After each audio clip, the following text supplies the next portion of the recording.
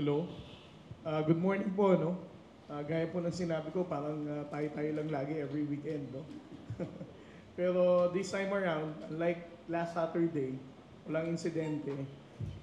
Pero itong dahilan ng pagpunta ko ngayon dito sa Dapo is to give updates, no? Sa nakaraang insidente. Last December 1, ito yung unang insidente natin, no? I think there's less coverage kasi nangyari ito nung Sunday. Naibalita lang to ng December 2, Monday. Wherein the Filipino fishermen were being harassed during the time na nag-deploy tayo ng BRP Tereso Magbanwa at ng BRP Enganyo sa Rosol Reef. No? Rosol Reef is actually the southern part ng Rectobac, and this falls within our own exclusive economic zone as well. Ang naibalita sa Coast Guard is that the PLA Navy helicopters were deployed to harass them. No? Ito yung nagpalipad sila ng low altitude na helicopter at pinupuntahan nila yung mga Pilipinong mangingisda noong November 30.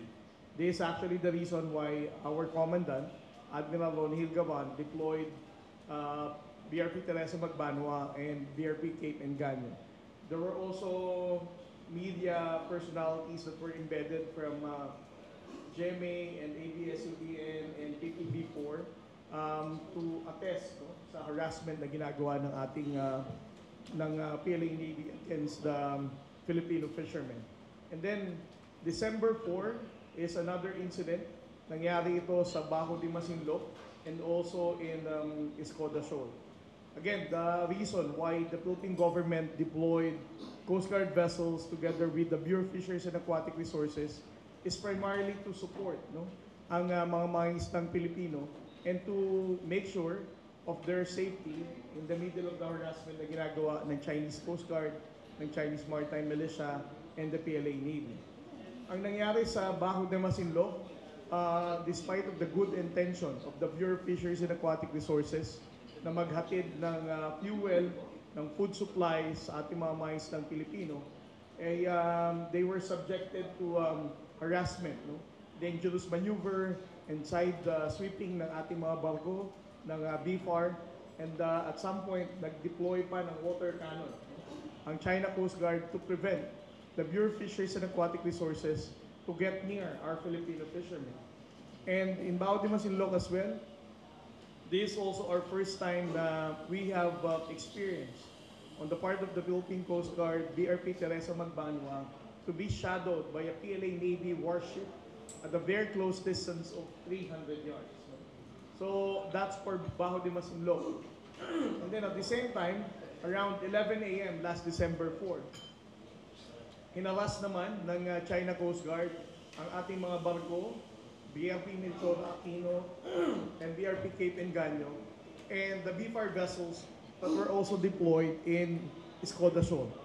Again, the intention of these vessels as well is to support our Filipino fishermen na nangingisda sa Escoda Shoal. They were also subjected to dangerous maneuvers, and the intention of the Chinese Coast Guard is to separate the Filipino fishermen away from the government vessels, to include the BFAR and the Philippine Coast Guard.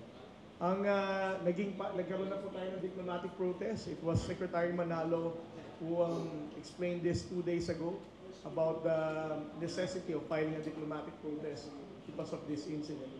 And on the part of the Philippine Coast Guard, kasama po natin ang National Task Force West Philippine Sea, mariin po na binanggit ni ADG Jonathan Malaya of the National Security Council that despite of all this harassment and deployment of the Chinese Maritime Forces, it will not deter the Philippine government in deploying our government vessels from Coast Guard to Bureau of Fisheries and Aquatic Resources to support the security and safety of our Filipino fishermen. Yung pong sa tatlong incident na nabanggit ninyo, ilan dito ang may participation ng Chinese Navy? Ang may direct participation dito, of course, yung December 1 na sinabi ko, wherein the PLA Navy helicopter, ang nagpalipad sila na in a very low altitude sa ating mga mangisdang Pilipino para iharas sila. And then for the second participation of the Philippine Navy is last December 4, when they came that close, no, to shadow the Philippine Coast Guard vessel to prevent us from getting near BFAR vessel that were subjected to water cannon during that time. Gaano kalapit ang 300 yards? 300 yards, something like 200 to 250 meters. So nakikita na yung mga We have released the video footage, no, to show how close the Philippine Navy in shadowing the Philippine Coast Guard Teresa Magbani. Pero nag-succeed sila ng delivery ng mga missions. Yes, despite of all this harassment, no, the Philippine Coast Guard together with the Bureau of Fisheries and Aquatic Resources was still successful in delivering our fuel subsidy and food supplies sa ating mga mais ng Pilipino sa Bajo de Masinloc, in Skoda Shoal, and also in Luzon. Roberto, bakit harassment ang ginagamit na word? Hindi ba ito yung attack? Well, as far as we are concerned, we are very careful in framing the word attack. Because as far as our usage of attack is, it would be something that would be related to kinetic attack. Hindi ho ba yung paggamit ng tubig ay kinetic attack? Well, kinetic in a way na hindi naman pa rin siya, sir, kinetic because it's not actually using military means of ammunition. Yeah, pero siyempre, sa mga nag-aaral ng science ng grade 5, alam naman nila kung ano meaning ng kinetic, energy, emotion. And pagbomba ng tubig is energy, emotion. Well, totoo po yan, no? And it has also a projectile as well. No? But, At may asinta rin ito. yes, but for... May sumusunod sa law of Newton, Newton's law. May force, times distance, times speed. So it's kinetic. Yes, but when it comes to military and diplomatic parlance, we are very careful in the usage of the word attack. What comes after this? Gaya po ng sinabi ni ATG Jonathan Malaya, ang atin pong Philippine Coast Guard, the Bureau of Fisheries, at ang buong the whole of government approach ng under President Bongbong Marcos will not be deterred. We're still going to continuously deploy our assets in the West Philippine Sea at patuloy nating titindigan ang ating posisyon sa West Philippine Sea. Ang Coast Guard po, despite of very limited resources that we have, Admiral Gavan has expressed his commitment as well to the President that we are still going to make use of these vessels in support of our Filipino fishermen. Yung mga words na narinig namin dahil sa mga presidente ito, ramming, collision, allision.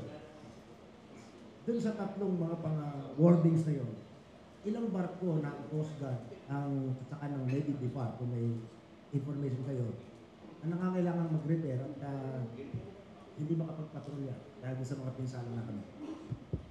With regard to the Coast Guard vessels na naka-experience na sa atin ng water cannoning, allision, collision, intentional ramming, all of these were already repaired. No?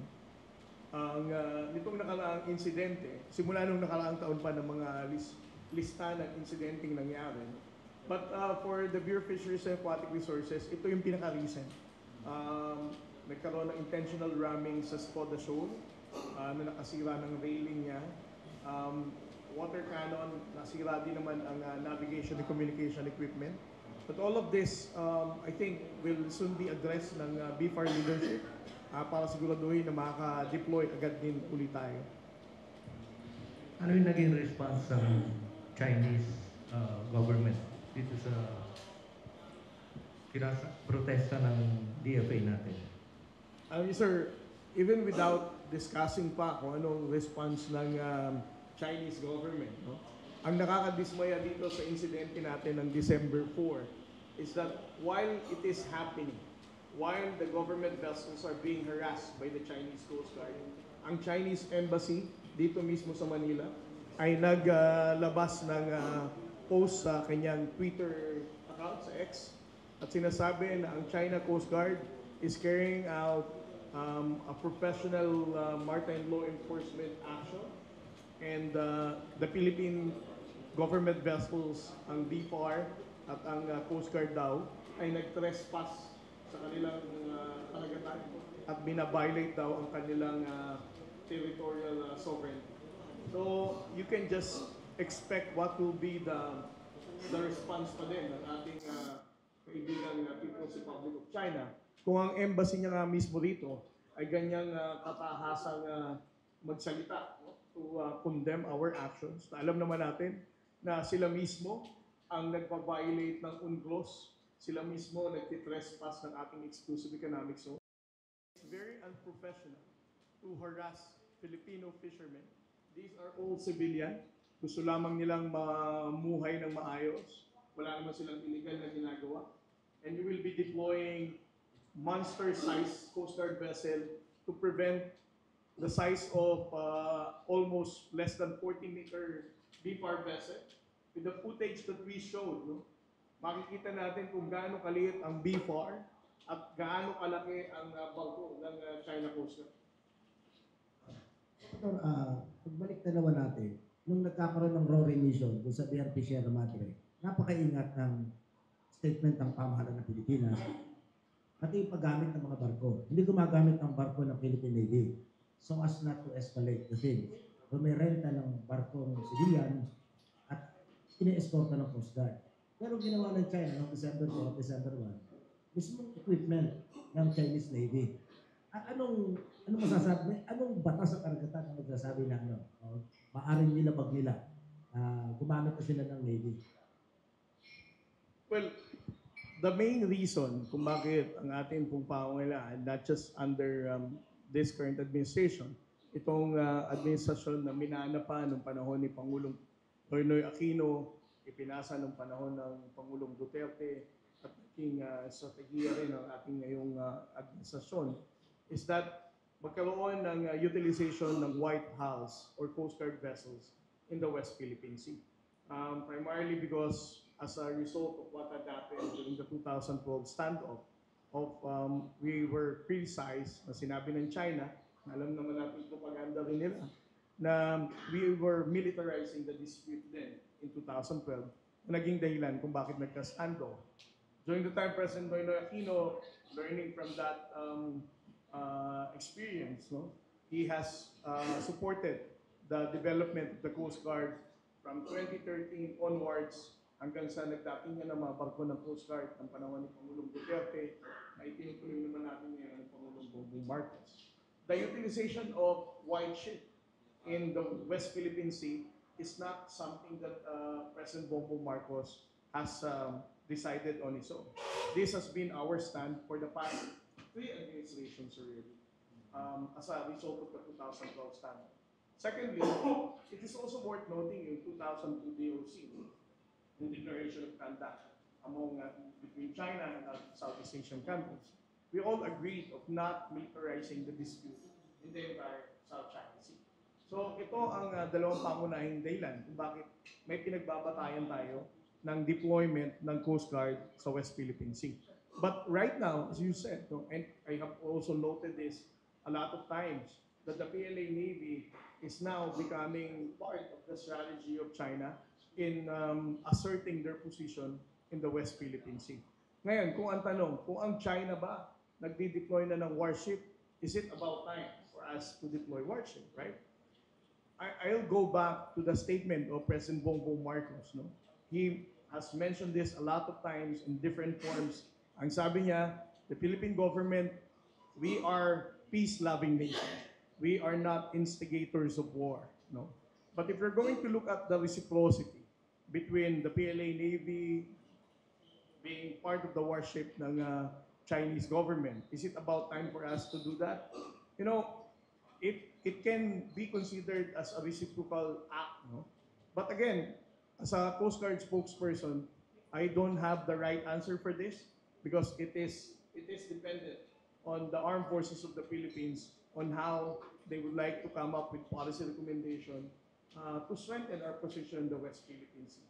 So it's up to the AFP leadership, and again, it's the Commander-in-Chief that decides whether we're going to modify our response in the West Philippine Sea. Merong offer ang US government to Navy vessels sa resupply mission? Sino pwede mag-decide yan? If we're referring to the resupply mission in Ayungin Shoal, for BRP Sierra Madre, palagi natin sinasabi to, no? The resupply operation in BRP Sierra Madre is purely a military operation. It is actually the Armed Forces of the Philippines that decide on this. It's because BRP Sierra Madre remains to be an active commissioned vessel of the Philippine Navy. And the Philippine Coast Guard's job is only to support and assist this operation so that it closes. Commodore, sa military parlance, there is such thing as unified command. Kung bang ginagawa ng China, may naval ship, may kung sa atin, Kapgu, yung maritime militia nila, katulad sa Kapgu natin, at mayroong Coast Guard. Pero obviously, dahil hindi nagkakabungguan ang kanilang mga barko, of course, alam niyo yan, hindi simple na mag-deploy ng tatlong barko magkakalapit. Kung walang unity yan, sa pag-action, walang unified command, magkakabungguan yan. So, ano ito? Nakikita niyo na talagang hindi lang ito Coast Guard mission ng China, kundi talagang isang military mission.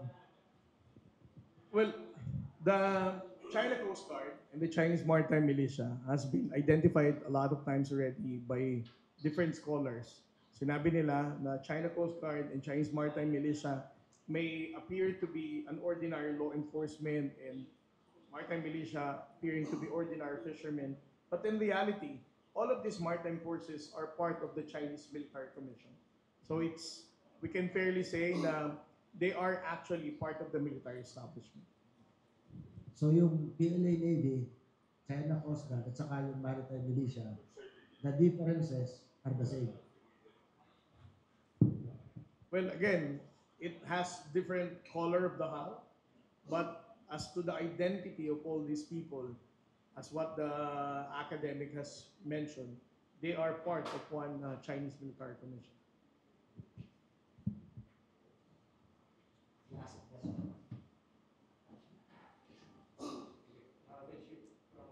Sa plano ng Department of Agriculture to make available yung 40 peso per kilo rice sa Kadiwa centers.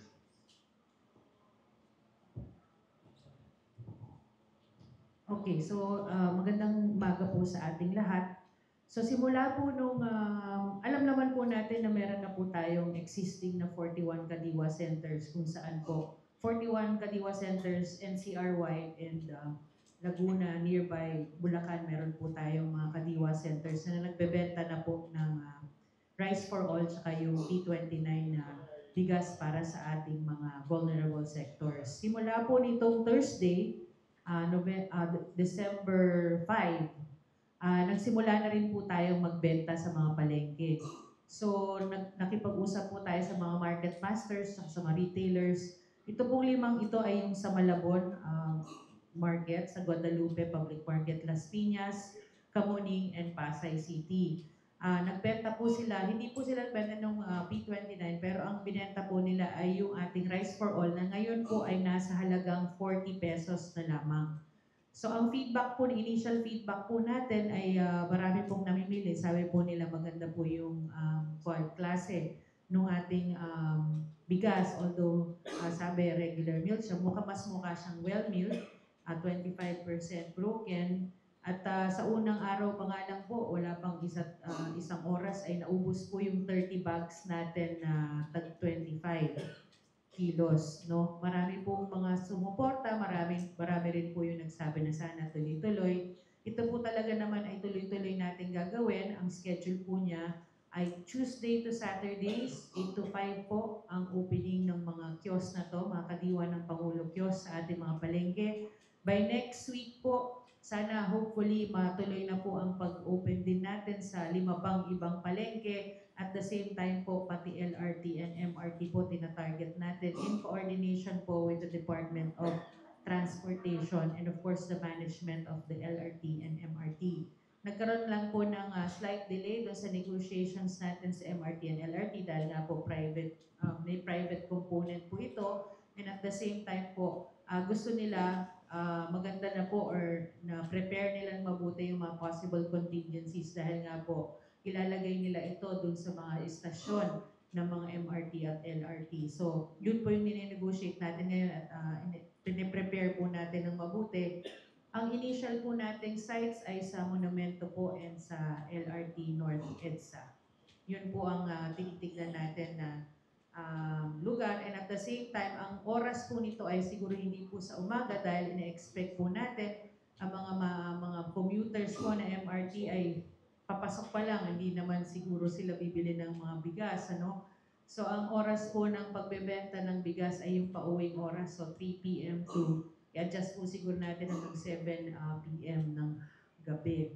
So yun po yung magiging bentahan natin doon sa operations. Although pwede pa naman po itong magbago dahil nga po ito ay nasa initial stages. But definitely po, ang plano rin po ng departamento sa pamumuna po siyempre under the directive of our President BBM, and of course Secretary Kiko Laurel, ay palawigin pa at ilagay po itong mga kadiwa ng Pangulo Kiosk where the Rice for All rice is available sa lahat po ng major na palengke nationwide. So kami po ngayon ay nakikipag-ugnayan sa aming mga regional counterparts.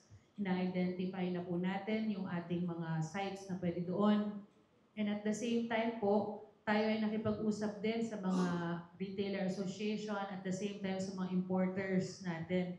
And they are very much willing to, syempre meron pong mga dealers, mga kasama po sila. So parang nakakuha po tayo ng commitment na sila po ay tutulong para po mapababa pa ang presyo ng bigas at maging available po yung rice for all na nasa 40 pesos. At the same time po, si Secretary Laurel has made a statement yesterday dahil po nagkaroon kami ng Memorandum of Understanding kasama ng Department of Labor and Employment. May partnership po kami kung saan yung mga livelihood projects and yung mga programa ng DOLE ay kadiwa ng Pangulo po yung ibibigay nilang parang livelihood arm nila. And yun po yung nagkaroon tayo ng Memorandum of Undertaking kahapon. May statement po doon si Secretary Laurel na maglalabas din po kami ng iba pang mga varieties ng bigas. Yung sinasabi niyang sulit rice at yung pong Nutri-Rice. Wala pa po kami talagang pangalan, pero definitely Nutri-Rice yung po yung parang single pass rice, medyo brownish po siya. Pero ngayon, kinakain po namin ito sa opisina. Mas healthy nga po ito dahil yung medyo brown, yung husk niya meron pa. So maganda po ito, low in glycemic index ito. And at the same time po yung sulit rice, yung medyo mas broken talaga siya. So we're seeing that we can sell it around 36 to 38 pesos, around that range. We're trying to also maximize po, lalo na ngayon sa pangdaigdigang merkado, medyo mababa po ang presyo ng bigas. So gusto po natin sana matranslate dahil nga po bumaba na rin yung taripa. Matagal na, noong August pa, July, August pa. So ito po yung tinitignan natin na isa sa pwede natin gamitin na makakapagpababa po ng presyo ng bigas. So yun po yung ating ginagawa ngayon sa Department of Agriculture. Ilang kilo? Sa Rice for All po wala pong limit.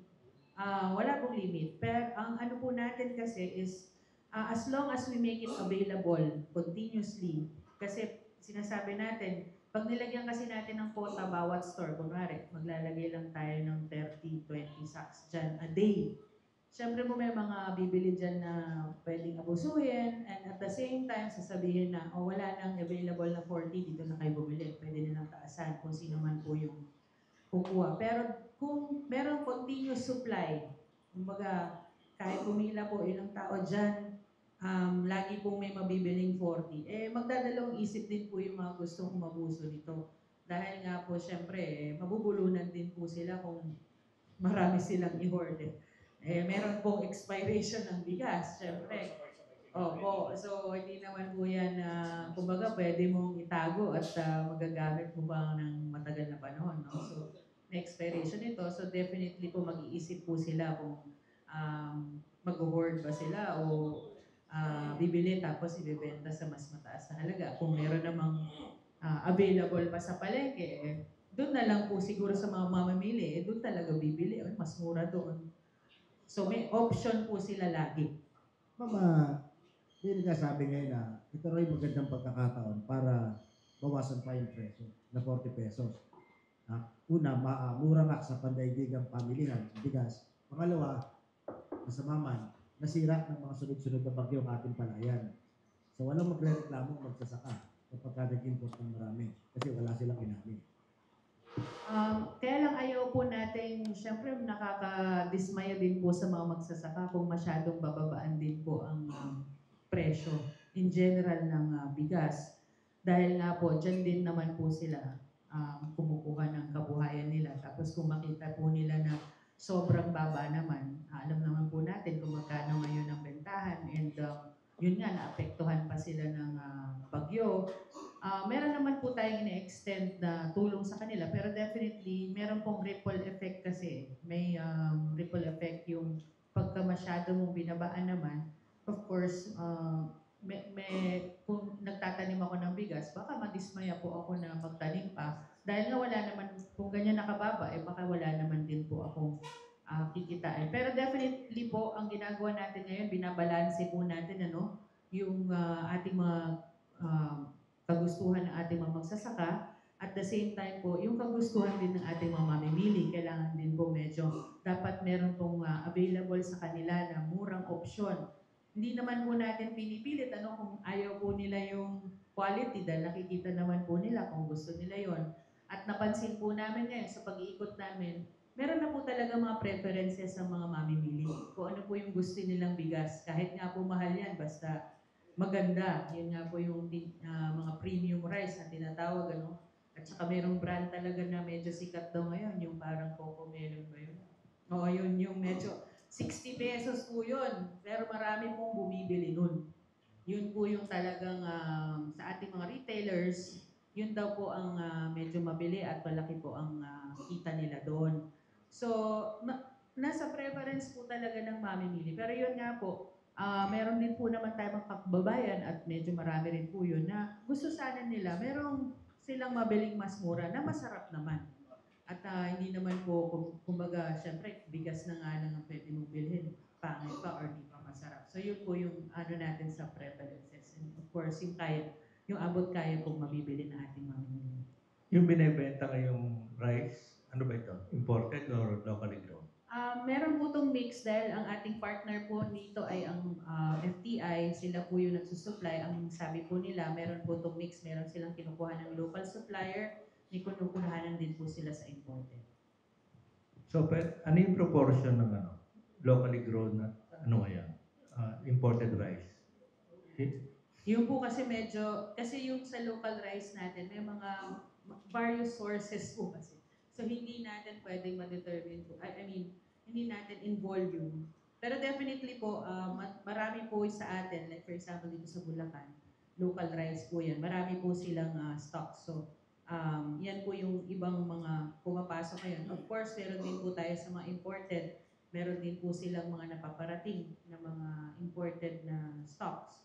Yun nga lang po, hindi natin, kumbaga in certain ma-approximate kung ano po yung mix nun. Definitely kung ano po siguro yung mas sa presyo, doon po tayo. At saka syempre sa quality. Nung kailan ba yun? Earlier this year ba? Yung nagkaroon ng 40 tsaka 45 peso per kilo rice. Nakita ko yung quality ng 40. Parang brownish talaga tsaka broken. Yung ano yung quality ng... Maganda po yung quality ng bigas natin, 25% broken, pero maputi po. Hindi po siya yung dati nga na medyo may kulay na medyo brown. Although hindi naman po siya, kumbaga, wala nang pong effect yun talaga sa lasa. Although, syempre, kung mapili ka po sa bigas mo or sa kanin mo na gusto mo maputi, medyo syempre, mabibigla ka kung meron ka makitang ibang kulay. Pero definitely po itong 40 na binibenta natin ngayon, maputi po siya. At medyo mabango. Yun yung isa sa comment din po ng ating mga mamimili. Ma'am, December na po ngayon. Napagkasabay pag December eh. Hindi lang sa bigas nabubuhay ang tao. Dapat na may spaghetti rin saka bihon. Nagbebenta po ang kadiwa. Yung pang Noche Buena, medyo Noche Package. Meron po tayong mga stores na nagkikerry. At para explain ko lang po, yung ating mga Kadiwa stores po, iba-iba po kasi mga kooperatiba ang nagmamanage niyan. So, meron po silang pinagkukuhanan. Kunwari, yung iba po, kompleto sila. Yung iba naman, gulay lang, tsaka bigas lang binibenta. Yun nga po yung gusto nating i-improve, no? Kaya nga po tayo nagtayo ng Kadiwa ng Pangulo din na centers ay para po maging pare-pareho sana yung mga items na binibenta. Meron dyan itlog. Dapat kompleto po yung basic necessities and prime commodities natin. So ngayong Pasko po, meron po tayong mga kapartner, no, na nakikipag-ugnayan sa atin ngayon para makapagbenta rin ng mga pang Noche Buena items. Pero hindi po lahat ng Kadiwa stores meron and centers meron po nun. Pero definitely meron po dun sa ibang stores natin. Ano ba term doon? Yung gulay mayaman. Ang natitikman na tuwing Pasko. Yung mga cauliflower, yung mga... Meron pong gulay dyan sa mga Kadiwa ng Pangulo centers and stores. Kasi ma'am, talaga naman pagpasok bagong taon, kahit anong mahirap, gusto nang makagraduate sa kamote eh. Minsan, cauliflower naman, mga beans naman ang makakain. Maganda po ang relatively, sabi nga natin, di katulad last year, no? Napansin natin last year, para nagkaroon tayo ng, hindi naman, ayaw namin i-term yun na oversupply kasi nga, kumbaga marami po tayong naging ani ng repolyo, tsaka, Pechay Baguio ba yun, nung last year. So, nagkaroon din tayo ng pakikipagtulungan sa ating mga cooperative, direkta po na tayo na mismo ang kumuha ng mga repolyo na yun na tayo nagbenta. Relatively, ngayon po wala tayong problemang ganon dahil sabi nga dahil nga nagkaroon po ng bagyo, so yung may demand, kung mataas ang demand, di po katulad nung last year na wala pong bagyo. So, kumbaga, medyo maraming gusto yung, kumbaga marami po tayong stocks last year. So, ngayon po dahil nga nagkaroon ng mga kalamidad, so talagang na-utilize po at masaya naman po ang ating mga farmers dahil halos lahat ng kanilang paninda ay meron silang nakabenta. Meron po bang isda sa Kadiwa? Meron din po, frozen at meron pong fresh. Meron po tayong supplier ng fresh. Yun nga lang po, medyo limited lang po ang supply nito dahil nga kailangan po nito sana ng, kumbaga may yelo dapat or meron tayong freezer. Yun naman po mga frozen, of course, meron tayong mga Kadiwa stores na and centers na nagkikerry nito. Pero usually po galunggong and bangus and tilapia po ang nabibili sa ating mga Kadiwa. Kasi bang di ba ang Kadiwa, isa sa mga pamamaraan para maging mura, binabawasan yung middleman. Eh baka po sa isda, kasi tinawag natin ni Commodore Tariela kanina, yung hirap ng mga isdang hinaharas. Eh yun naman, magbebenta sa mga middlemen pa eh. Hindi lang yung isa. Makakadiretso nga naman sa Kadiwa, eh baka magiging maganda ang diwa.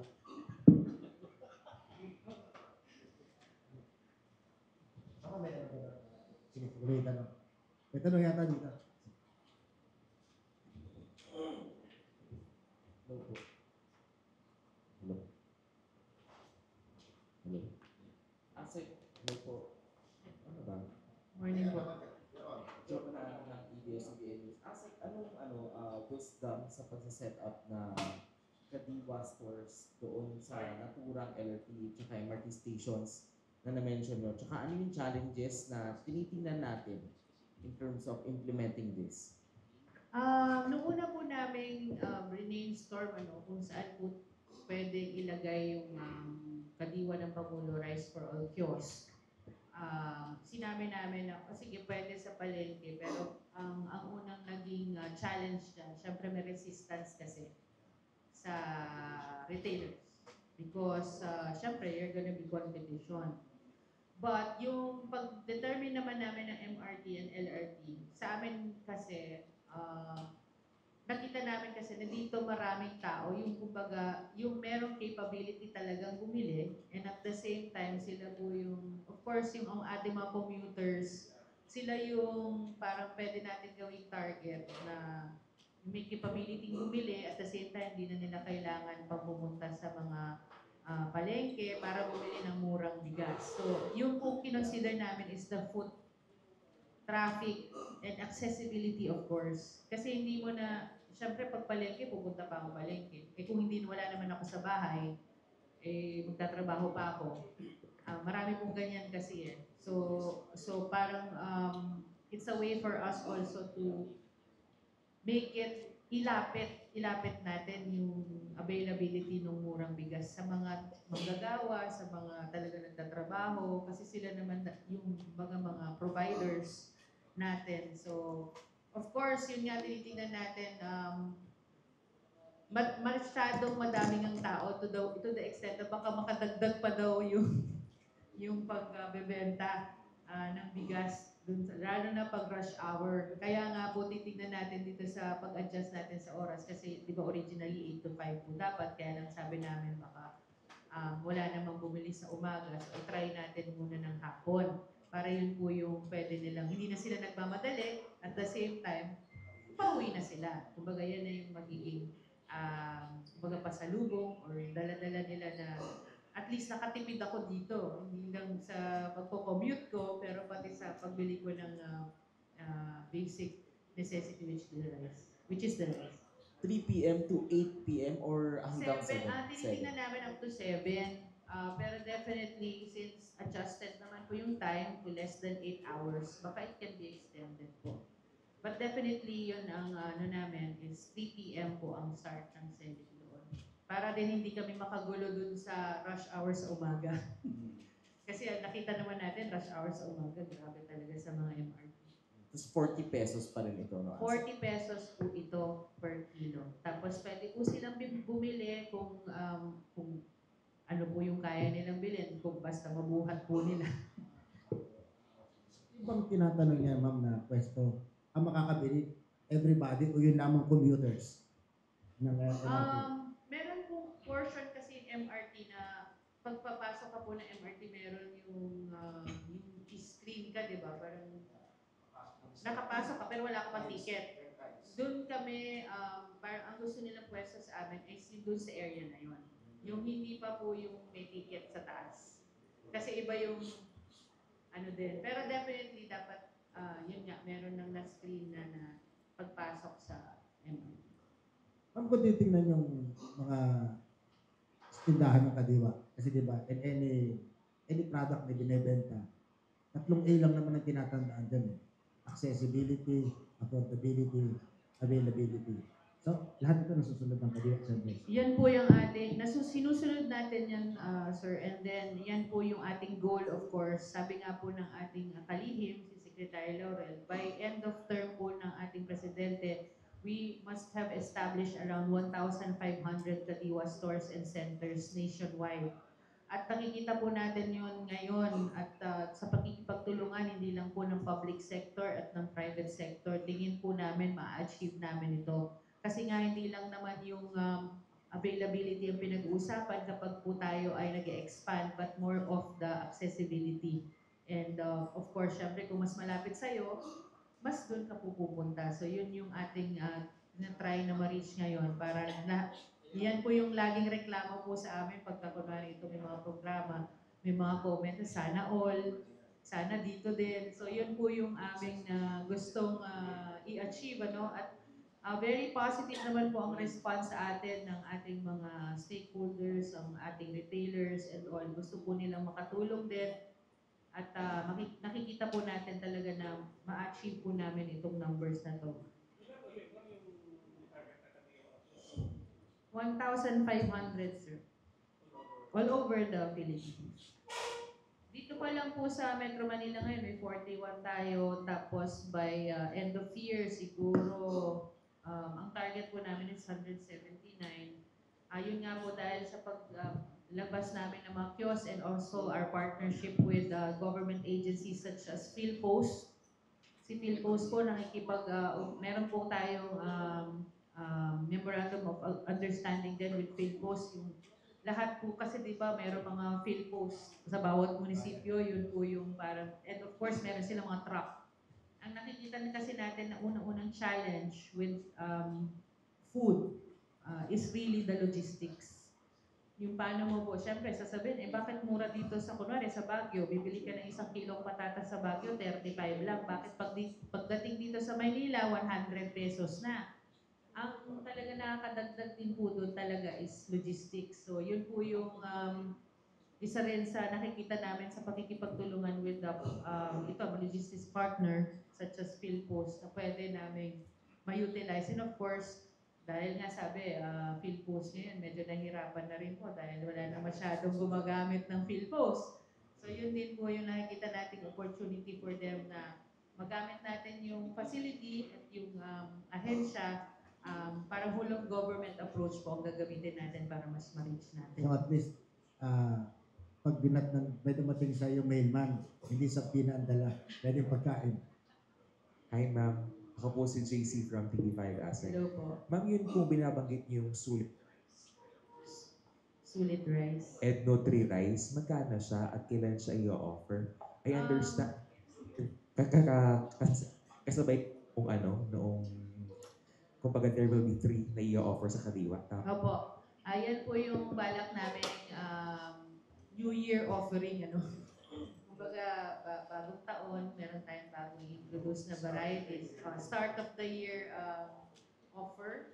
So, yan po yung wala pa po kami pangalan, pero we just term it Nutri Rice. Pero we are open to suggestion. Baka meron po kayong suggestion para pangalan dito sa Nutri Rice or Single Pass Rice. Yung medyo brown.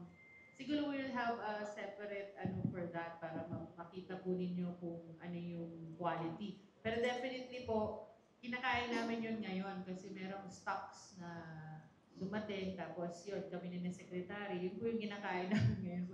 Kasi medyo diabetic kami. So, yung sabi maganda siyang pang-alternative. And of course, the government is also gonna help to help kumbaga introduce it, and maybe not just for nutrition, not just for the nutrition aspect of it, but also because of the affordability of it. How much na yung Ang yung dalawa? tinitingnan namin introductory price na is 38 pesos. Sa both? Both? Sa Sulit? sulit, hindi. Sa sulit, mas mura po baka nasa 36. Kasi ito po yung maputi siya pero super broken naman. Hindi naman siguro yung pangkanin.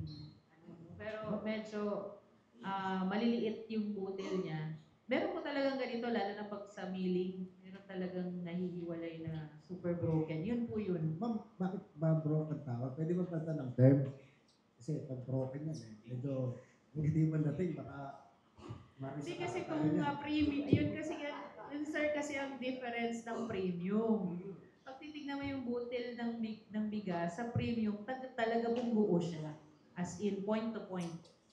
Yung pong, pag may broken na yan na po dyan na bumababa yung, kumbaga, hindi na siya premium, bumababa na po yun. Tapos, yung pong halo, kasi may mga maliliit ng halo, pag sinasabi nila. Ma'am, tapos for soundbite lang, currently, ano yung inaayos prior the implementation of the 36 and the 38 pesos? Sa ngayon, kaya hindi pa siya maipatutag. Ano pang mga ginagawa ngayon? Okay, so ang ginagawa natin ngayon, internally, syempre we need to believe in the product before we can be able to sell it. Kasi ang hirap naman, bebenta namin, tapos hindi naman kami kakain. So, we're conducting tests actually now to determine kung ano po yung nutritional level niya compared with the regular white rice that we eat. Meron po tayong partnership, of course, with other government agencies who are yung nire-determine po yung content. Kasi magiging support po natin yan para sa marketing din yan next year. So definitely po, it's the positive naman po ang reaction. Hindi po natin ikakahiya na ibenta ito. Kasi nga po, kahit ganun po yung itsura. Kasi minsan talaga, ang mamimili kung tayo kung mga Pilipino, pag bumibili tayo ng bigas, talagang kailangan puti. Medyo na yan, standard na natin. So kailangan, pag introduce natin yan, baka kasi sayang lang, di ba? Kung introduce natin, wala naman kung bibili, kahit mura. Yun din po yung napapansin namin, yung kahit meron po available, kunwari nito pong 45, 42, 43, meron po kasing time na hindi po maganda yung quality. Pag hindi po talaga maganda yung quality, hindi po binibili. So, kailangan talaga pag-aralan natin, tsaka ma-present po natin ng mabuti ito. Tapos to Commodore Dariela. Sir, tama. It's up to President Bongbong Marcos and the AFP whether the Philippines will deploy warships sa West Philippines. Tama po. Yes, but it is in response with the deployment of the People's Republic of China's PLA Navy. I'm not suggesting na we just deploy for the purpose of deploying warship. No? What I said is it's up to the Commander-in-Chief and the Armed Forces of Philippines to come up with policy recommendation to have reciprocity of deployment. Merong news dito na the US Navy nagkaroon ng American destroyer USS Preble exercise navigational rights and freedoms in the South China Sea near the disputed Spratly Islands. Would you know kung ano naging response ng China rito? And ano yung implications nito para sa stand natin sa West Philippine Sea? Well, with regard to the freedom of navigation patrol ng Estados Unidos at ng kanyang mga allied countries, of course, we support this because it is a direct challenge to China's 9-line fleet, now 10-line fleet in the entire South China Sea. Obviously, the Chinese are not really happy with the freedom of navigation patrol of the United States every time they do this. Pero hindi nila kinoconfront or pinoprotest? In social media, malalaman mo agad na sa mga sa mga media outlets na state-run like Global Times, Chinese Daily, sinasabi nila yan, they are condemning. But as to the diplomatic protest, I'm not really sure.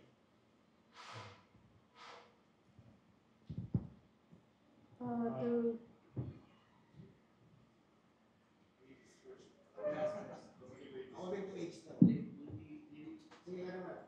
Okay, thank you to Commodore Tariela po. Can I ask if this was the worst experience, this was the worst harassment experienced by BRP Dato Pagbuaya and Scarborough Shoal, and were they able to help the Filipino fishermen in the end po? Well, for us, the incident in December 4 is very interesting because they harassed our government vessels, both the Coast Guard and BFAR, in two different locations. Ibig sabihin, nangyari itong dalawang insidente na to all in the same day. This is the first time na habang hinaharas nila ang Coast Guard at BFAR sa Bajo de Masinloc, ay hinaharas din nila tayo sa Escoda Shoal. So that makes it very interesting. But as to the extent or the, we should say na serious, ang ginawa naman nila, this has been happening before, no? Ramming, dangerous maneuver, water cannon. They have done this before. And the only thing that is also worth noting in the December 4 incident is that the Philippine Coast Guard was shadowed by the PLA Navy warship. Sir, can I ask na lang po, natulungan nga po ba yung mga Filipino fishermen in the end, at saka how much damage was sustained po by the vessels? Yes, despite the harassment of the Chinese maritime forces, the Philippine Coast Guard and the Bureau of Fisheries and Aquatic Resources were still able to distribute fuel and food subsidy to our Filipino fishermen, both in Bajo de Masinloc and also in Escoda Shoal. As to the extent, I think they are still waiting for the BFAR vessels to arrive at the home port in Bataan so that they can be able to evaluate the extent of the damage. Sir, sorry, last question na po talaga. You mentioned po in your press con on Wednesday that there are currently, I think, at least 5 Coast Guard vessels in Escoda Shoal. Dumami po ba to ngayon as of today or kumonti na po? No. The deployment of the Chinese Coast Guard in Escoda Shoal is not the same with how they deploy their maritime forces in Bajo de Masinloc. The Chinese Coast Guard is seemingly like reactive on our deployment of our government vessels in Skoda. So when they monitor that there are 2 Philippine Coast Guard vessels and 2 BFAR vessels that are within the vicinity of Skoda Shoal, the Chinese government also deployed 4 China Coast Guard vessels to prevent the Philippine Coast Guard and BFAR vessels in getting near Skoda Shoal. Thank you, sir. Sir, one question for you and one question for the lady. unang question ko, since ngayon, napapansin natin na even the embassy of the Pulang China is already changing the narrative for in behalf of their policy. Do you think it is already high time for us to give a formal note verbal and at the same time recall their ambassador since sa kanyang galing ang statement eh? Well, kahit anong pagkatuwa ko kay Ambassador Wang Silian, I would not choose to give comments on this. I think it's a Department of Foreign Affairs who knows this better on how are we going to elevate our diplomatic action against the People's Republic of China.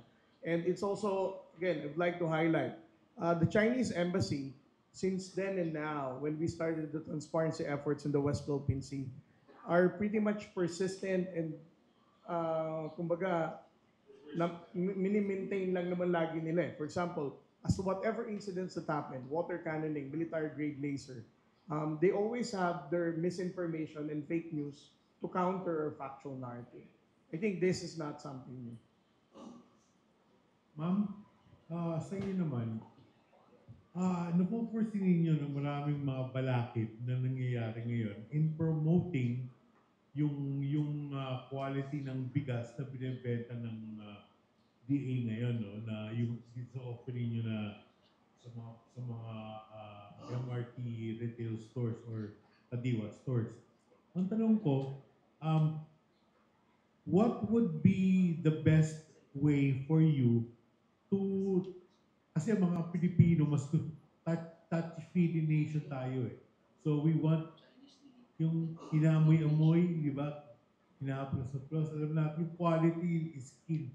How do you promote the quality of the product or the rice that you are already promoting, no? Aside from being an example na kayo mismo kumakain ito, are you thinking of a program to promote this in social media or broad media? Meron ba kayo naiisip na magagawa? Meron po kaming in-launch for next, pero naka-angkla na po ito for next year. So this is gonna be, yun nga, whole of government po ito, lahat po ng departments. Meron na pong directive sa ating presidente na talagang kailangan i-promote natin yung murang bigas para matignan din ng tao na hindi lang din sa presyo. Usually kasi yung sa price conscious ka nakadepend kung maganda or pangit yung bigas, ano. Definitely, merong, kasi in-equate natin na kapag mas mahal, mas maganda. Pero meron naman po talagang mas mura, maganda rin naman. Kumbaga may option po tayo. Hindi naman po yan na, kumbaga hindi pwedeng kainin or hindi po siya masarap. Masarap po siya. Yun nga po, ang gusto natin is mas i-promote siya in a way na available siya kahit sino po kung gustong bumili, i-try. Marami pong bumili, actually tag isa-isang kilo lang. Kasi sabi nila, gusto nilang subukan. Bumalik sila kahapon, bumili na sila ng tag 10, tag 5. Yun, mini-monitor po namin yun. So, ibig sabihin, nagustuhan po nila yung bigas. Sana nga daw po, ito ay tuloy-tuloy. At sana daw po hindi mabago yung quality kasi nagrereklamo din yung iba. Sabi, minsan daw po masarap, minsan hindi daw. So, yun, dinodocument po natin. Yung consistency din niya, alam naman din po natin. But we're gonna launch a campaign po next year for yung mga varieties po natin na rice na ipapasok natin na mas affordable compared with the premium ones. So definitely, it's really something po na we're promoting alternatives. We're not saying that this is the best. We're saying that it is available and if you want to buy, hindi po to something na hindi masarap or hindi naman worth yung kumbaga naka-equate kung magkano po yung price niya. So aside from the word of mouth approach, pansamantagal bago yung formal launch, yung po muna ginagawa niyo, wala kayong ibang pamphlet or advertorials na ilalabas para mai-promote ito. Like for example, yung, hey, okay naman pala yung basag na kanin eh. Kanin din yan, something like that. Ang Ngayon po kasi nakakonsentrate tayo, sir, sa pagpapalawig niyan sa mga palengke. Kasi isang challenge talaga yun. Na nakikita talagang just to convince the market masters and the retailers to put a stall there.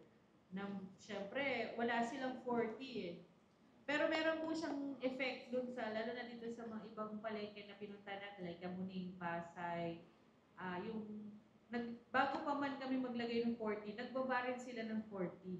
Kasi ayaw nila na, ayaw nila syempre na, malugoy naman ako, di ba? Parang, yun po yung gusto sana nating effect.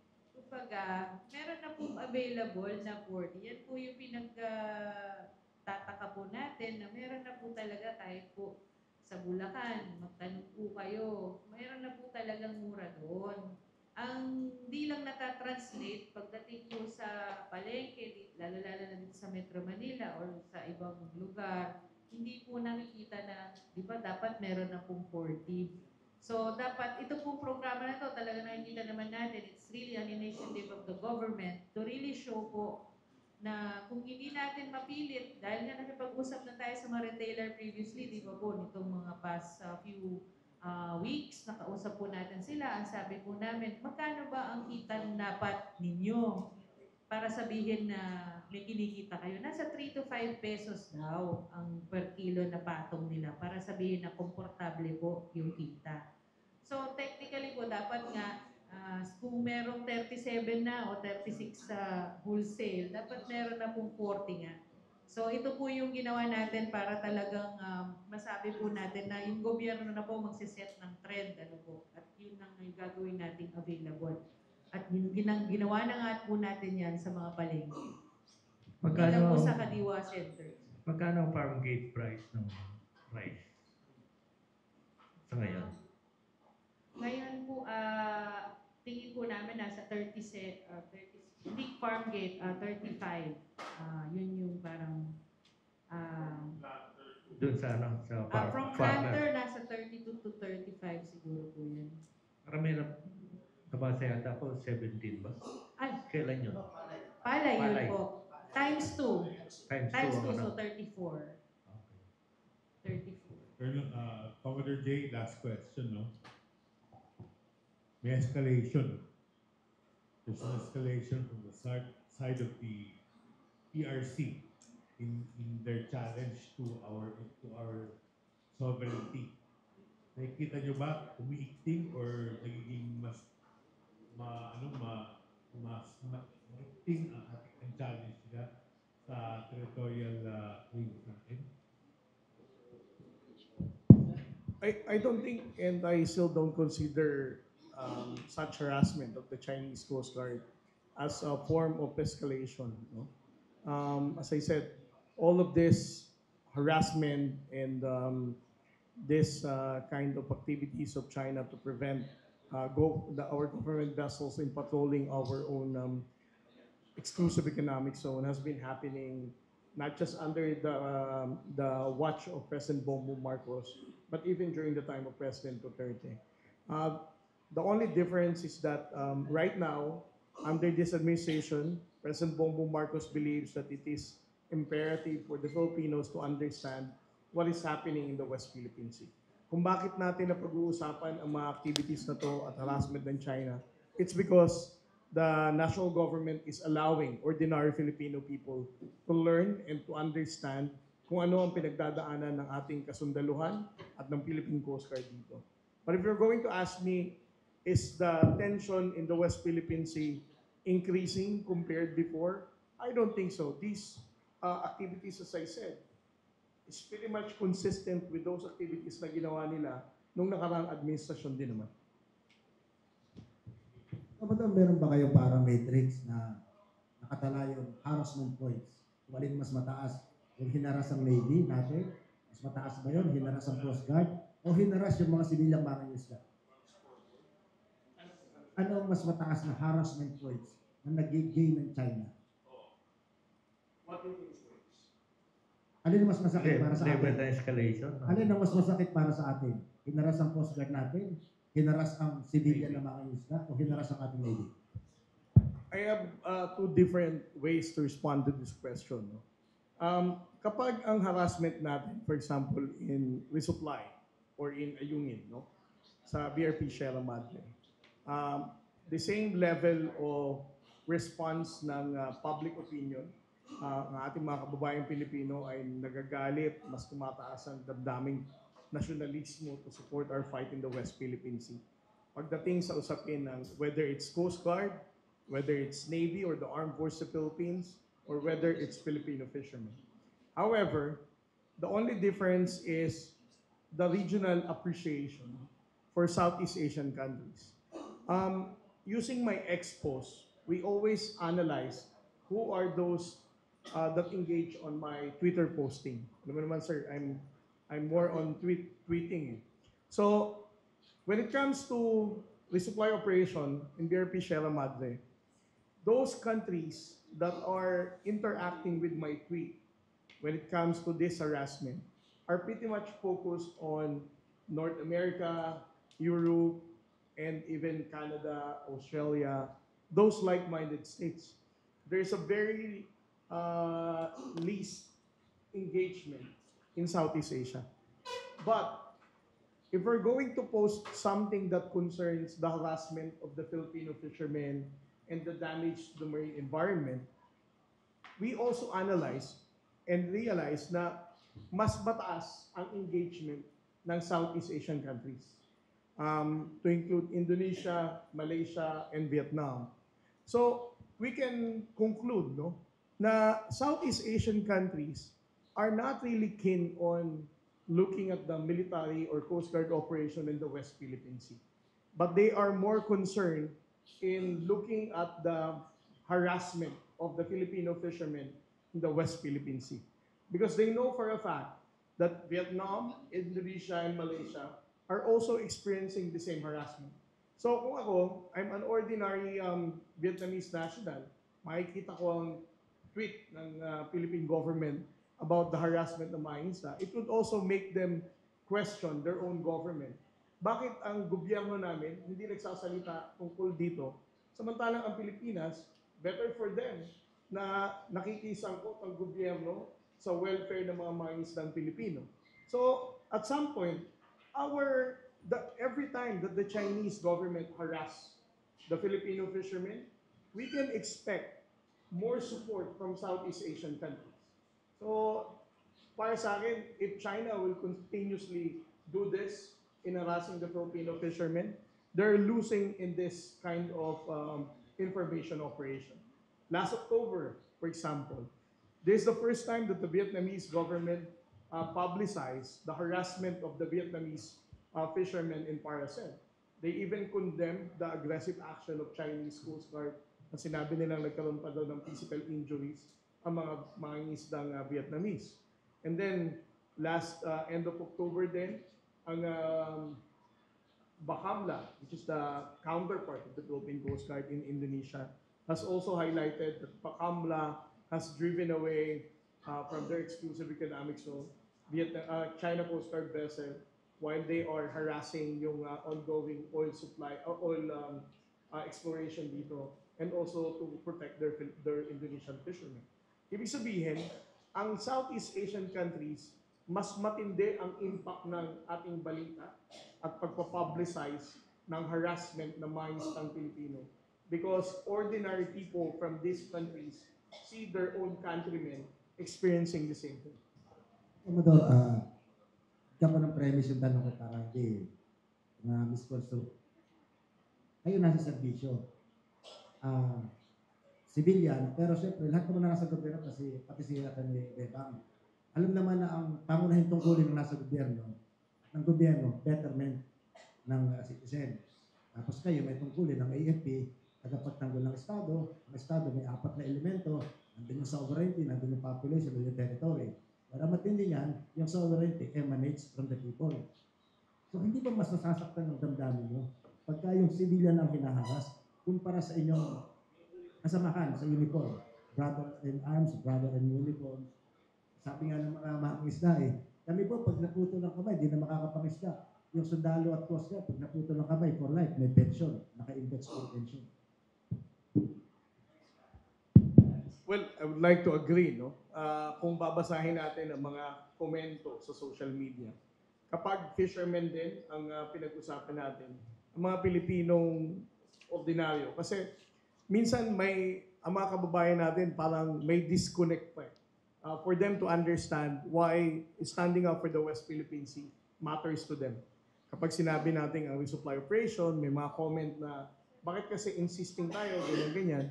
Pero kapag ang Pilipinong mangingisda, gaya ng sinabi ni Sir, no, ang hinaras, may mga komento dito na they are translating it to food security. They are translating it to the welfare of the Filipino fishermen. So again, the same impact perhaps, no? Ang issue ng West Philippine Sea pagdating sa harassment ng mga isdang Pilipino has more weight and significance to the public and also to our regional neighbors. Ano yung, kano kalayo ang Spratly Islands? Is it within the EEZ ng Philippines? At bakit nakapasok ang American destroyer sa malapit sa Spratly na hindi hindi pinoprotesta ng China? Does that indicate na talagang binubuli lang tayo dahil may na tayo militarily? Oh. Well, ang buong South China Sea, sir, you have Calayan Group of Island, you have the Spratly Group, you have the Paracel. This is the entire South China Sea. Ang Amerika po, ang pinaglalaban lang nila kasama ang kanilang mga allies niya is the freedom of navigation in this area of water. Ibig sabihin, no country can prevent them from doing this freedom of navigation.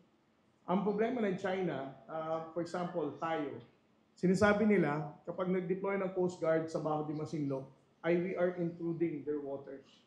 So, this particular response ng China, ang challenge ng United States, na nobody is intruding these waters because this is freedom of navigation.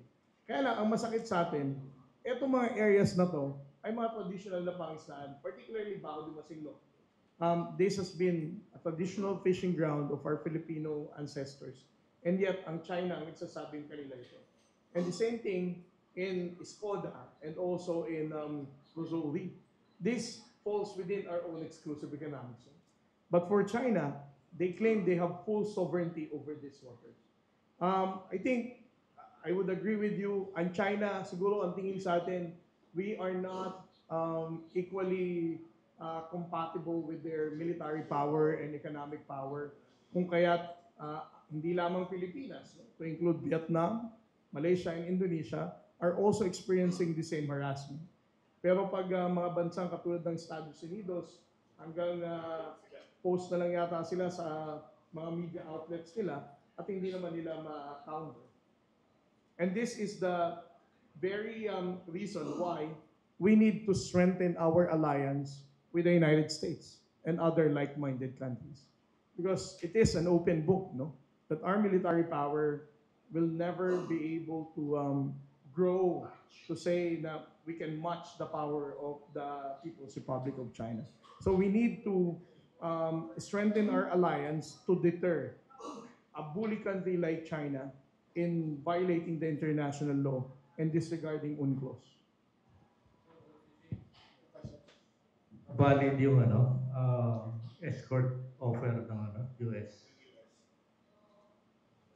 na dapat talagang i-accompany ng destroyers or malalaking barko. Well, this decision, sir, is since the United States is our oldest ally because of the MDE, it has to be decided by the Department of Foreign Affairs, the Department of National Defense, and even the Armed Forces of the Philippines. Dapat yata yung part ng 7th Fleet i-deploy na sa Subic, Yes, Jones, Hi sir, sorry. Reaction lang po sa joint maneuvers of Philippine, US, and Japan Navy, I think today sa West Philippine Sea now that na-deploy na po ng destroyer ang Japan sa West Philippine Sea. Reaction na lang po siguro dito sa Well, again, this is actually the fifth iteration no, of the multilateral maritime coordinative activity between the US, Japan, and the Philippine Navy. Although I'm not the spokesperson of the Philippine Navy, but on our part, for the Philippine Coast Guard, I would say this a positive development for us. This is a clear indication of our strengthened alliance, not just with the United States, but even with Japan, considering that these two countries are supporters of the international law and the rules-based order. Okay. Sir, pinaka-last question na po talaga. Ilan na lang po siguro ang Japanese warship, ay sorry, ang warships po ng China sa West Philippine Sea? Sorry, I don't have the figure. Asek, ngayon in digital era, ang pinakamalapit daw na store o outlet ay nasa bulsa, cellphone. Kayo ba nagde-deliver? Kasi ngayon yung itlog, hindi na nabibili sa palengke eh. Pag pumapasok ko sa kondo, yung tagiliran ng kondo, puno ng itlog, puno ng... Iba pang gawa sa gato. Meron po tayong dinedevelop na app ngayon. Actually, meron na siya noon, kaya lang hindi siya naging successful kasi kailangan talaga meron tayong BPP dito. Meron tayong partnership talaga with the, kunwari po, like Grab, like, of course, partnership with Gcash, yung mga digital apps na may kinalaman po sa mga online deliveries and all. But definitely po meron tayong dinidevelop ngayon. Tapos meron po mga nagpo-propose din po sa atin, mga bata, ha? Mga 20s, mga graduate lang, yung mga project nga po sa school, tinutulungan po natin sila. Actually, dinidevelop nila ngayon yung paano daw yung i-online nila yung mga nasa Kadiwa store. So ngayon, yan yung aming, kasi medyo madami sila, so tinitignan, nagpa-pilot kami ngayon. Pero definitely, that's one of the things na exciting. Nung Kadiwa ng Pangulo Expo kami sa Pasay nitong November, nito lang pong huling November, meron pong mga nag-offer sa atin na pwede po silang mag-create ng online Kadiwa app for us. Yun nga lang po, medyo madami. Hindi lang siya isa.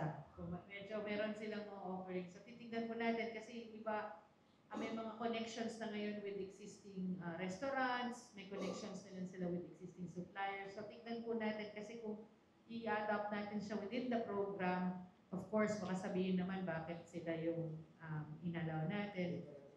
Yes. So, kumbaga, I think this should be treated as an open market. We're not gonna stop them from doing it, but definitely will be supporting them kung may mga gusto silang support sa atin. Like, for example, kaninong FCAs o mga cooperative sila pwedeng kumuha pa.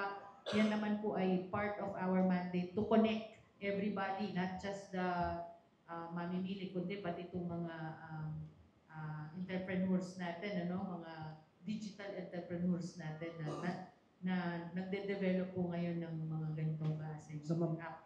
multi-platform ginagawa niyo. Hindi exclusive. Hindi po. Sir, to Commodore Tariela, sir, just to clarify on the timeline. Tama po, sir, no?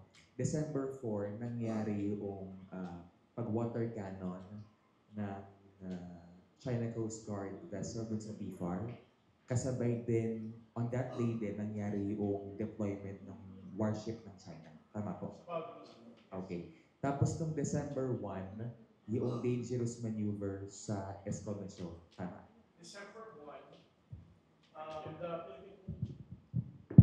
December 1 was the deployment of the Philippine Coast Guard vessel Teresa Magbanwa and Cape Engaño sa Rizal Reef.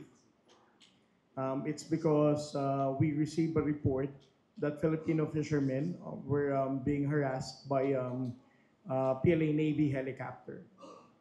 So the harassment happened November 28. So when we arrived there, December 1 ng madaling araw, the Filipino fishermen appreciated our presence because according to them, when the Coast Guard vessels are already there, the PLA Navy and the Chinese Coast Guard already refrained from harassing them. And then December 4 ng umaga, the first incident was in Bajo de Masinloc. The BFAR vessel was harassed through water cannon. At the same time, yung side sweeping na ginagawa nila. I posted that in X. And then the Philippine Coast Guard, when we are about to provide assistance to the BFAR, we were shadowed by the PLA Navy warship. And then around 11 a.m., we also experienced another harassment in Escoda Shoal. In Escoda Shoal, the Coast Guard deployed BRP Melchora Aquino and BRP Cape Engaño together with two BFAR vessels also to support the BFAR for giving away fuel subsidy. And what happened there is we experienced dangerous maneuver, and the BFAR vessel experienced intentional ramming. So they were rammed on the starboard quarter nung China Coast Guard vessel. Thank you, sir. To ASEC Guevara, for soundbite, bakit po yung MRT North Avenue and LRT Monumento Station, anong wisdom, bakit sila pinili as the pilot station, and are we looking to have more stations for these kadiwa ng Pangulo Lines? Yes po. In coordination nga po with DOTR, yun po yung sinuggest din nila kasi yan po yung marami pong tao talaga, especially from Monumento, yung mga nasa north, dyan po ang pasok. Ano? Dito rin po sa may SM North EDSA station, dyan din po yung marami rin yung tao, especially during rush hours. So yan po yung sinuggest na we start from there kasi parang dyan talaga yung point na talagang pwede natin nasa-saturate natin. Although they're also offering some stations like for example Guadalupe also because usually po yung mga stations na maraming nagko-crossover like yun nga po yung maraming like tao like Taguig, diba? Galing Taguig dito sila sa Guadalupe. And then meron din po silang suggestion dito po sa may TAF, sa may Baclaran, and also dun sa PIT, yung bago ngayon, yung sa Cavite nga, na gusto po nila actually na makipag-partner din. So yan po yung nakikita natin na expansion po niya kung gusto nga daw po namin bawat station. Pero sabi namin mas maganda siguro kung saan po maximize natin yung dami ng tao para kapag-avail po nila. And yung sa two stations, LRT, Monumento at saka sa North Avenue MRT, when you say next week, when? December 10? Kailan po next week? Tuesday. Kasi yan po yung, kaya nga po ang schedule natin for the rice for all selling is really Tuesdays to Saturdays. Because nga po, as you remember, di ba nag-start po tayo with the kadiwa ng Pangulo centers that are selling the P29 and the rice for all. Initially, ang bentahan po natin was Friday to Sunday. Medyo yung ating mga sellers, sabi nila, medyo mahirap po ang benta ng Sunday kasi yung mga tao hindi naman puro pamimili lang. Kumbaga pahinga po yun eh. So, hindi sila masyadong lumalabas or iba po mga lakad. So, hindi po masyadong mabenta ng Sunday. Of course, also Monday din. Nakikita natin sa trends din.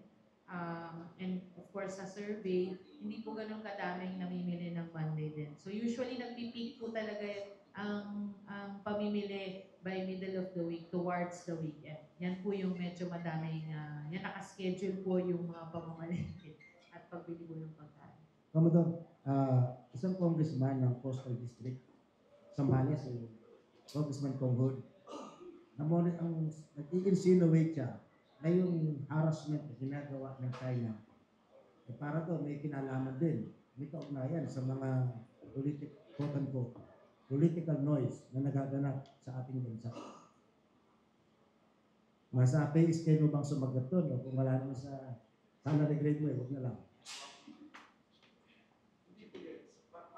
Sabi ni Congressman Conghod, nung meron daw maka-China ng mga politiko, naiipit sa eskandalo,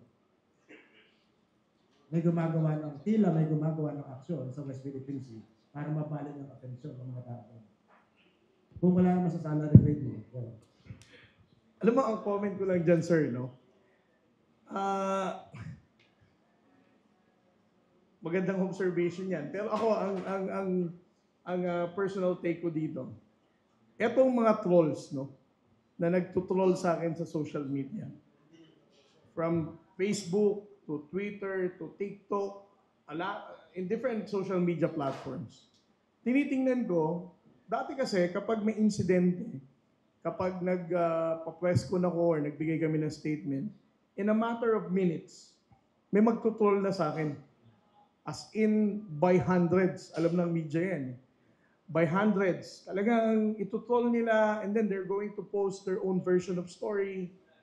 And then I realized, nito mga huling araw, hindi sila masyadong active ngayon.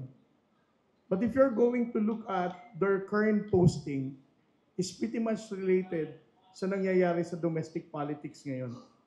So, we can just assume that there is a connection, but one thing that I am certain is that those trolls who are countering our factual narrative in the West Philippine Sea are pretty much the same paid trolls that support, alam mo naman sir, kung ano ang ano natin ngayon, pinagdadaanan sa politika natin. Sige po, dagdagan ko pa. Sabi ni Congressman Robert Barbers, yung daw mga nantotroll sa administrasyon ay posibleng nagmumula sa Pogo. Ang tawag ganyan, narco-trolls eh. Incidentally, yung pinag-aralan daw, yung nantotrolls sa posisyon ng Pilipinas sa West Philippine Sea, yung nantotrolls, siguro sa inyo, at saka doon sa Quadcom, pare-pareho daw na accounts. Ito po ba yung ganyan paniniwala? Yes, the same account. We have listed all those troll accounts, no, na ginagawa ng ating National Task Force West Philippine Sea and even the Philippine Coast Guard. We have identified those troll accounts na talagang very, very rabid talaga eh, in countering our transparency efforts. And these troll accounts na rin ngayon ang nagka-counter sa marami yan, sir. Una sa lahat, ito, ang trolls na to, mga to, ang sumuporta din sa kay Pastor Kibuloy when it is being, he is about to be arrested. Ngayon, ito ring mga troll accounts na to ang tumitira din sa Quadcom. Itong mga trolls accounts na to ang tumitira din kay Senator Risa at sa Senado pagdating sa usapin ng POG. Ang common lang sa lahat ng trolls na to is that kapag usaping China at supporter ng China, nakasawsaw sila. So ito rin po ba yung trolls na naghahanap palagi ng 20 pesos per kilong bigas? Yes, sila rin yan. Anything that the President is saying, policies, no? Ito, mga trolls na to, they are anti-administration. They are also pro-China, obviously. They are also pro-politicians who supports China. So, na-identify na lang the ICT or yung Coast Guard? The people behind running these accounts, hindi pa natin na-identify. But those identified troll accounts, alam natin, we have the list of all this. And you can just evaluate, no, from since day one ng panunumpa ni Pangulong Bongbong Marcos hanggang ngayon. These are the same troll accounts. Di ba pwedeng ano yun yan? I-blacklist ng Facebook, X, or whatever? Para silang ano sir, para silang damo. Ano mo sila, ipa-grass cut mo sila, bunutin mo sila a few hours after. Dahil madali lang naman gumawa ng social media account. Nandyan na ulit sila. Hindi po ba ito rin yung mga accounts na galit pagka mayroong military exercise at sila din yung galit dun sa Typhoon missile system? Sila ang galit, gaya sinabi ko sir, no, any efforts that will counter the aggressive action of the People's Republic of China, alliance natin sa Amerika, EDCA, maritime exercises with like-minded states. Lahat itong mga trolls na to, wala silang magandang sinasabi dito. They're always pushing for to move away from the U.S. alliance and to lessen our engagement with the U.S. military. Again, ito ang mga narrative na ginagawa din naman ng China.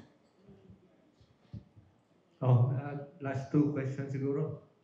Commodore, may plano po ba tayong kasuhan yung mga, kung sakaling ma-identify yung mga tao behind these troll accounts? Alam mo, merong mga troll na meron talagang lakas ng loob para i-identify yung mga sarili nila, no? Ang iba pa nga yata dito ay dating kolumnista, no? So, I think this is something that the Quadcom is already looking into. This was actually the message of the privileged speech of Congressman Barbers, that it is about time for us to file charges to those people who are sharing misinformation and fake news, for the Filipino people to understand, no, that there are limits of your freedom of expression.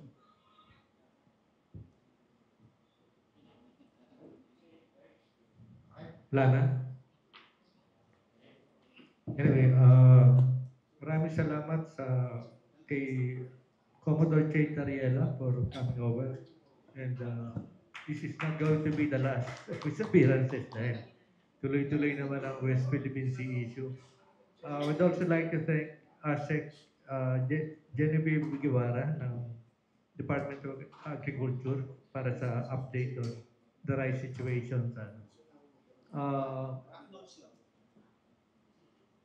Meron pang mga ibang issues na gusto sana natin i-tackle in the coming days. Next Saturday, siguro kung pwede. Lalo na yung return ni Mary Jane Veloso, no? Tsaka yung repatriation ni Arnie Tevez from Timor-Leste. We'll try to get yung side ng Department of Justice if possible. Anyway, maraming salamat sa inyong pagdalo and we'll see you next Saturday.